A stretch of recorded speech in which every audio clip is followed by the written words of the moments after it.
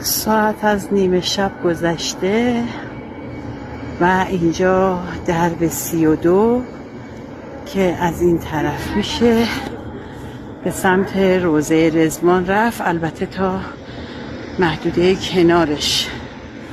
و خب من فرصت و غنیمت شمردم، دیدم که درب هنوز برای خانم ها باز هست، اومدم یک بار دیگه برم زیارت. ببینید مسجد النبی من از همه طرف میگیرم که ببینید، لذت ببرید.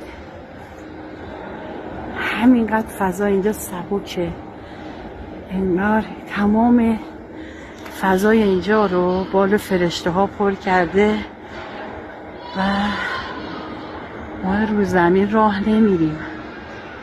انقدر حال خوبی داره اینجا، انقدر فضا عالی، انرژی مثبت، انقدر حال دلم خوبه که دوست دارم همه چی رو با شما به اشتراک بذارم، ببینید، لذت ببرید و امیدوارم که بتونم برم نزدیک روضه رضوان جا رو زیارت کنم. بیادتون هستم، نایب الزیاره و دعاگوتون هستم. ببخشید که فیلم برداریام خوب نیست، حرفه‌ای نیست دیگه، همینقدر از من بپذیرید.